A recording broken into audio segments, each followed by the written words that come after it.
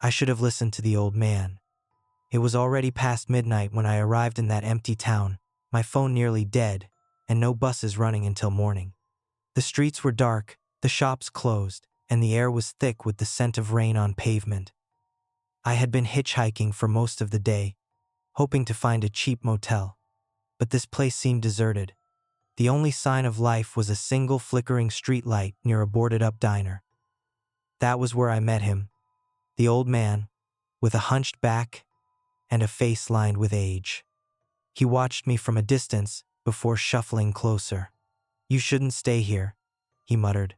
His voice was hoarse, like he had been warning people for years. "If you must, don't sleep in the station. Do not stay there overnight." I asked him why, but he only shook his head.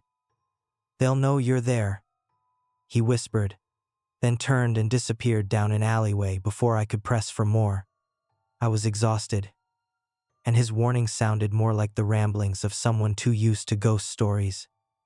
Besides, where else could I go?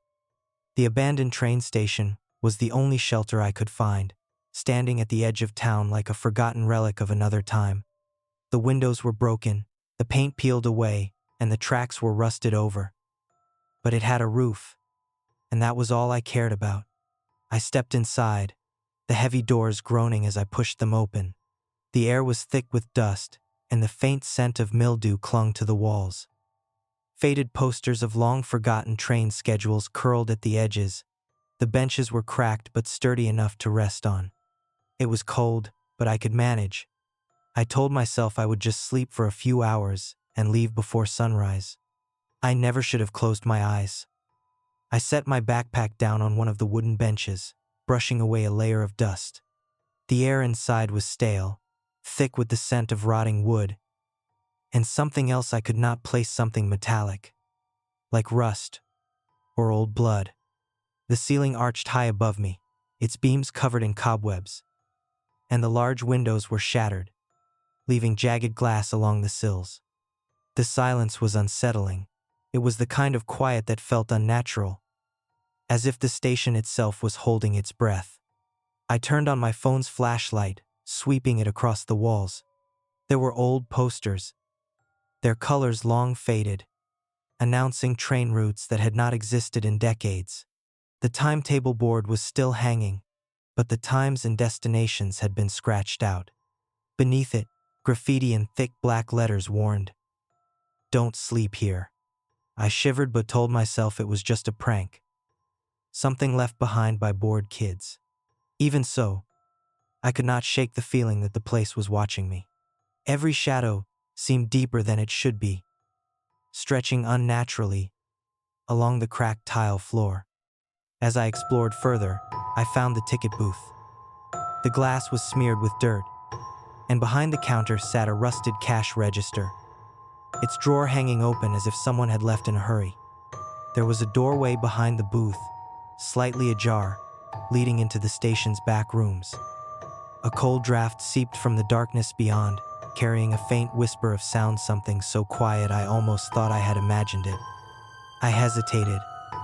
My pulse quickened, but I shook it off and stepped back toward my makeshift sleeping spot. The station was just an old building, nothing more. The warnings, the eerie silence, the strange draft, it was all in my head. I sat down on the bench, pulling my jacket tighter around me. The wooden slats creaked beneath my weight. Outside, the wind picked up, whistling through the broken windows, and for the briefest moment, I thought I heard something else beneath it. A distant echo, the sound of footsteps on the platform. I held my breath, straining to listen. The wind outside howled against the broken windows, rattling loose shards of glass. But underneath it, the sound persisted, soft, deliberate footsteps moving across the platform. My heartbeat quickened. I grabbed my phone and aimed the flashlight toward the station entrance, expecting to see someone standing there. There was nothing, just the empty platform stretching into darkness, the rusted tracks barely visible in the dim light. I swallowed hard and sat back, forcing a slow breath through my nose. Maybe it had been an animal, a stray dog, a raccoon. Anything but what my imagination was trying to convince me of. But then, as I adjusted my position on the bench, something else caught my eye. The doors at the far end of the station, the ones I had seen chained shut when I arrived, were now slightly open. A chill ran down my spine. I knew I had not touched them. They had been locked, covered in rusted chains so thick they looked fused together. But now, the gap between them was wide enough for a person to slip through. I stood up, my pulse hammering in my ears, and took a cautious step forward. Then, from somewhere deep inside the station, I heard it. A train whistle. It was faint, distant, like it was miles away. But it should not have been there at all. The tracks were rusted over, the station long abandoned. No trains had come through here in years. Yet, as I stood frozen in place, the sound grew louder, accompanied by the low, rhythmic rumble of something heavy moving toward me. I turned back to the entrance, expecting to see lights in the distance, expecting to hear the rush of wind that came with an approaching train. But the tracks were empty. Nothing was coming.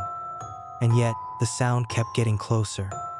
The rumbling grew stronger, vibrating through the floor beneath my feet. Dust shook loose from the rafters.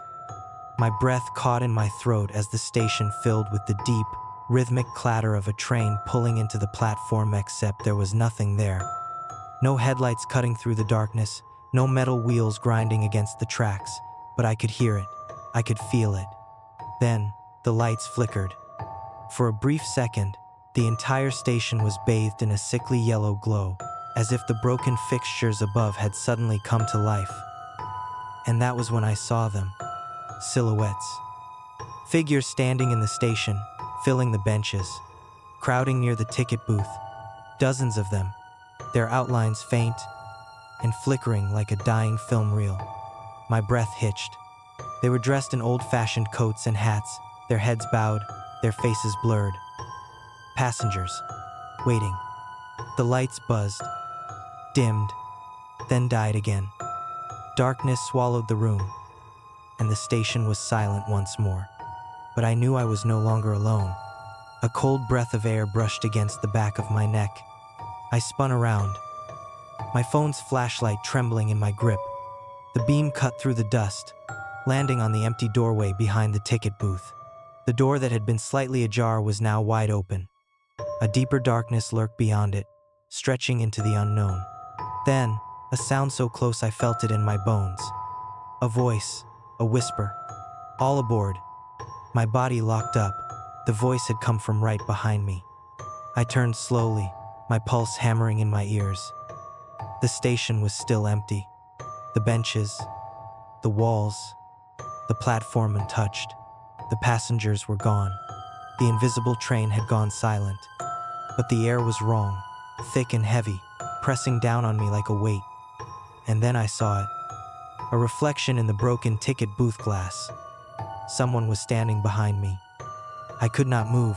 My breath caught in my throat as I stared at the reflection. The figure stood just inches behind me, close enough that I should have felt its presence, felt the warmth of another body, the shift of air, anything. But there was nothing. Only that terrible, hollow reflection. Its face was blurred, like smeared ink on wet paper. Its body was draped in something dark and tattered, fabric that seemed to ripple even though there was no wind. It was not just standing there. It was leaning in, its head tilted, as if it were whispering directly into my ear. I spun around, my flashlight beam cutting through empty space. Nothing was there. My body shuddered, my skin crawling with the overwhelming sense that something had just stepped away, retreating into the shadows before I could see it. I needed to get out, now. Grabbing my backpack, I turned for the entrance. But a flicker of movement stopped me. The timetable board on the wall, the one covered in scratches and dust, was no longer blank. My stomach twisted as I stepped closer. A single departure time had appeared, written in deep, fresh grooves like claw marks in the rotting wood. 3:17 a.m., final boarding. I checked my phone with shaking fingers. The screen flickered as if struggling for power, but the time was clear. 3:16 a.m. A distant whistle echoed through the night. The ground trembled beneath me. The train was coming. The rumbling returned, stronger this time, rattling the windows and shaking dust from the ceiling. The sound of an approaching train thundered through the station, filling my ears with the shriek of metal on metal.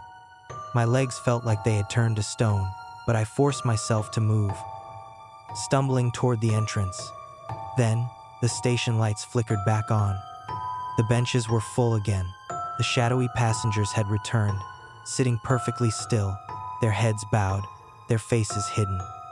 The air was thick with the scent of smoke and something foul, like burning flesh. A gust of wind blasted through the station, and I heard the screech of brakes outside. I turned toward the platform and my blood ran cold. The train had arrived. It was not like any train I had ever seen. Its rusted cars stretched endlessly into the darkness, the windows black and empty, as if nothing inside had ever seen light. The engine groaned like a wounded animal, steam hissing from its sides, filling the air with a suffocating heat. The doors slid open with a slow, agonizing creak. A figure stood just beyond the threshold. The conductor. His uniform was ragged and stained, his cap tilted forward to hide his face, but I could see his grin, a wide, unnatural smile that stretched too far, exposing rows of yellowed, broken teeth. He lifted one gloved hand and gestured toward me, curling his fingers in a slow, beckoning motion. "All aboard," he rasped. The passengers stood in unison. Their movements were stiff, puppet-like, as they turned toward the train. I stepped back, shaking my head. Number. This was not real. This could not be real. But my body refused to listen. My feet inched closer to the platform, as if something unseen had wrapped around my ankles, dragging me toward the open door. I fought against it, struggling to break free. The conductor's grin widened. "You're already on the list," he whispered. A cold, clammy hand closed around my wrist. I screamed. With one final desperate effort, I wrenched myself backward, breaking free from whatever had grabbed me. My body hit the floor hard, my head slamming against the tiles. Pain exploded through my skull, and for a brief, dizzying second, the world went dark. When I opened my eyes, the station was silent again. The train was gone. The benches were empty. The timetable board was blank. Only one thing remained: a deep, throbbing pain in my wrist, like unseen fingers had burned their imprint into my skin. I did not stay to question it. I grabbed my bag and ran. I did not stop running until I was outside, gulping in the cold night air. The sky had begun to lighten, a dull gray creeping over the horizon. The town was still lifeless, as if no one had heard the horror that had unfolded inside that station. My legs ached. My breath came in ragged gasps, but I did not look back. I could not.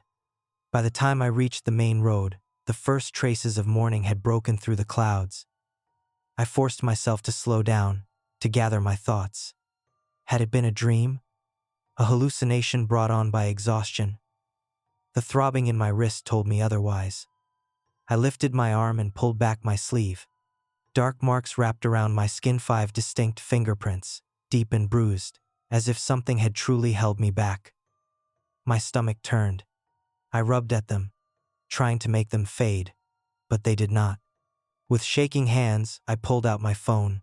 The battery was nearly dead, the screen cracked from when I had fallen. I pressed the power button anyway, needing some sense of normalcy. Then I saw it. A new photo in my gallery, one I did not remember taking. I hesitated before opening it, my pulse hammering in my ears. The image was dark and grainy, but the details were clear enough to make my breath catch. It was the inside of the station, the ticket booth, the empty benches, the broken windows. But I was not alone. A figure stood in the background, half hidden in the shadows. Their head was tilted, their face blurred, their body wrapped in something dark and tattered. They were standing exactly where I had seen the reflection, watching me, waiting.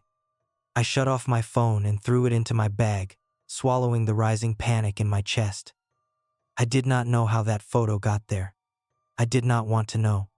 All I knew was that I would never go near that place again. And I would never sleep in an abandoned train station for as long as I lived.